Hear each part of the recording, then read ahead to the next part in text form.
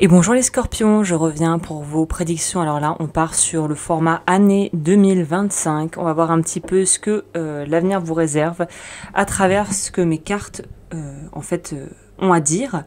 Comme toujours, si vous arrivez ici, eh bien cette guidance elle est dédiée à votre signe solaire, ascendant ou si vous avez des placements dans ce signe. Là, on va voir ce qui se passe et du coup, on va aller explorer votre année 2025 en allant vers les 4 principaux thèmes suivants: les énergies générales, votre vie professionnelle et financière, votre vie relationnelle et amoureuse, et on verra en dernier lieu ce qui se passe et ce que je peux vous conseiller, qu'est-ce qui se passe dans l'inconscient, ce qui se bloque, ce qui se débloque. Voilà, donc on va voir petit à petit ce que les cartes ont à nous révéler. Comme toujours, je vous invite à vous laisser guider, à vous installer confortablement et on est parti. On va commencer avec les énergies générales. Au niveau des énergies générales, nous avons le 8 de denier, le 5 de coupe et la justice. Donc là, on voit qu'ici, c'est une phase 2025 où patience et engagement sont de mise et où en fait, il va falloir fournir des efforts constants et en fait graduels et ne surtout pas se précipiter. Vous avez besoin de lâcher un bagage émotionnel, je pense. Il y a encore des petites choses peut-être au niveau de votre vie affective ou relationnelle qui pourraient encore un peu encombrer le chemin, en tout cas au début de l'année 2025. C'est une période où vous allez avoir envie de vous protéger. La justice n'est pas anodine dans ce tirage, à savoir qu'il y a peut-être un besoin de trancher par rapport à quelque chose, d'avoir un verdict ou de pouvoir se positionner et de se dire, bah voilà, ce que j'ai vécu, je l'ai vécu, mais je ne subis plus, je ne suis pas victime de ce qui m'arrive.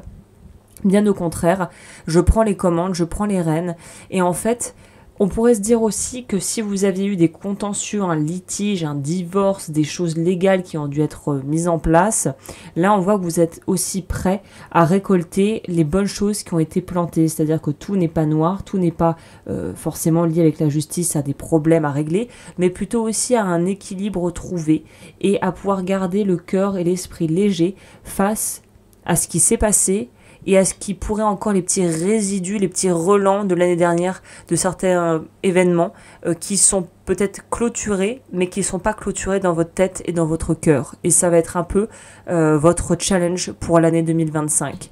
Le conseil, c'est de faire preuve de constance dans ce que vous faites, de ne pas lâcher, et surtout aussi, c'est pour ça que ça pourrait paraître un peu contre-productif ou un peu paradoxal ce que je dis, mais il faut que vous nourrissiez ce qui va, ce qui avance, ce qui vous convient, mais il va falloir aussi être capable de tourner la page sur ce qui émotionnellement est terminé. Donc en gros, si vous continuez à aller dans un chemin et à aller dans une voie, même si vous savez que c'est un peu sans issue finalement, parce que ça vous apporte un certain réconfort de rester en lien avec une situation qui a pu être souffrante, ou parce que c'était un peu votre fer de lance ces derniers mois, ces dernières années, un combat à mener par exemple.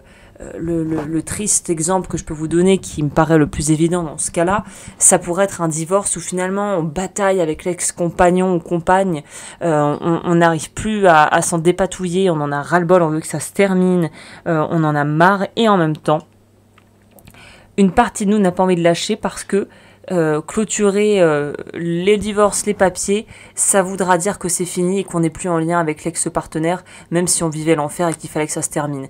On a un espèce de lien affectif qu'on a du mal à laisser, même si on sait que de toute façon ça va se terminer ou c'est terminé. Voilà.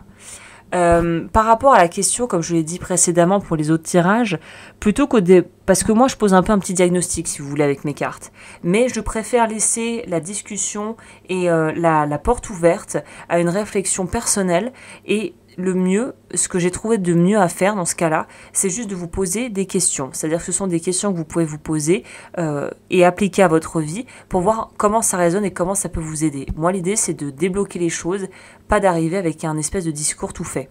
Donc là, la question par rapport à votre vie de façon générale, c'est quelle blessure ou attachement du passé est-ce que vous pourriez libérer pour retrouver un équilibre qui sera durable en fait.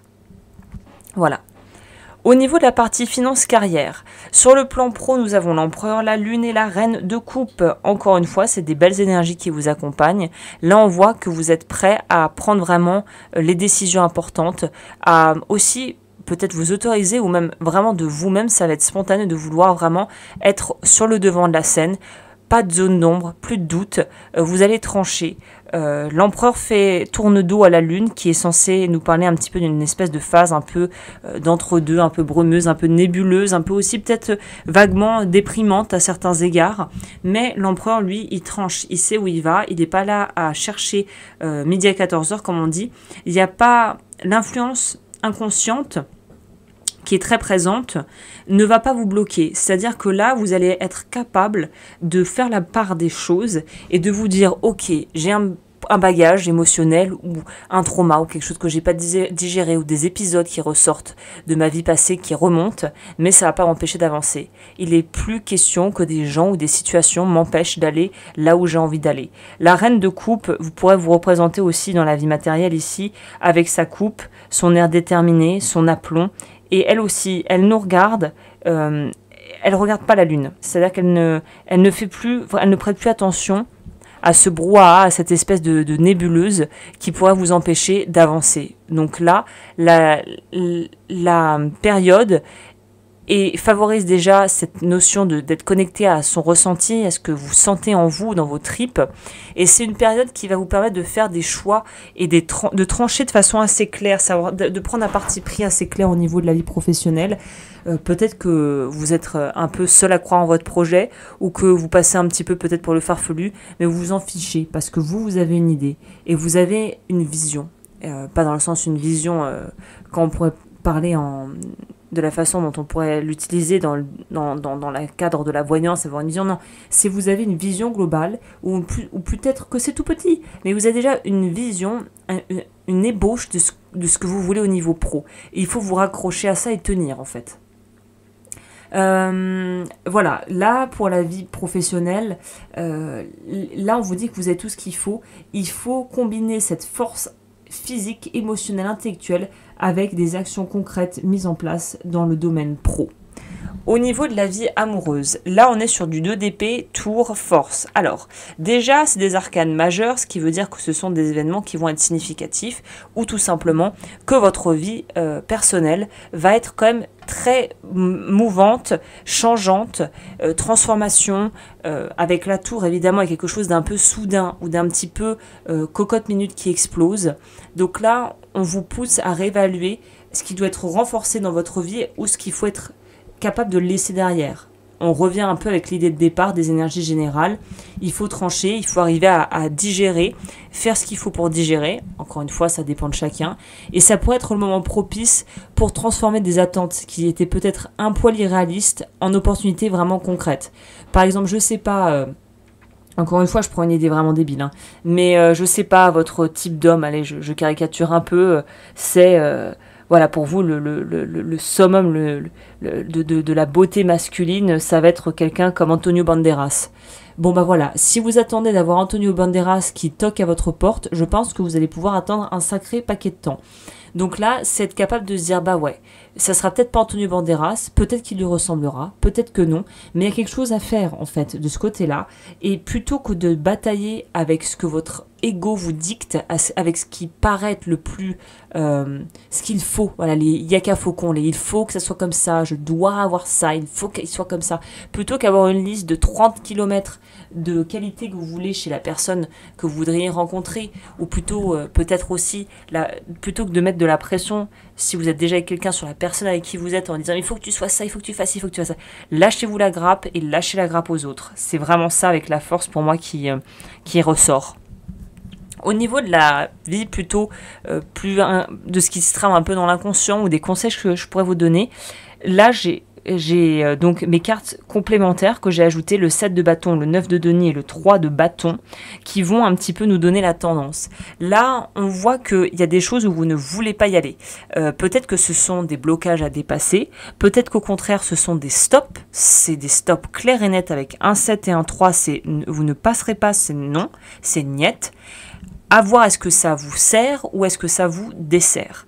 Le 9 de denier au milieu vient nous dire quand même qu'il y a une envie d'une stabilité, qu'il y a peut-être une stabilité déjà financière ou une force psychique qui fait que vous êtes bien équipé.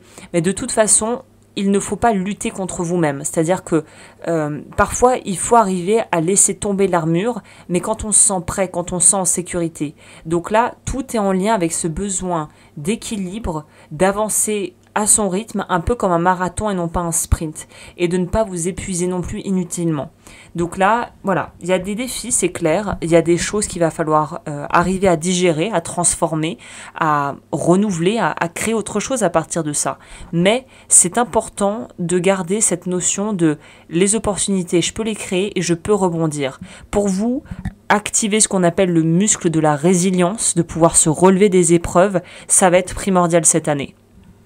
Voilà, bah écoutez, je crois que dans les grandes lignes, je vous ai tout dit, j'espère que cette guidance a pu vous plaire et surtout vous aider. N'hésitez pas si c'est le cas à aimer la vidéo, à vous abonner, à partager peut-être à d'autres scorpions dans votre entourage. Et sur ce, je vous retrouve très bientôt pour de nouvelles vidéos. Prenez bien soin de vous et je vous souhaite une fabuleuse année 2025 qui va être riche en expériences.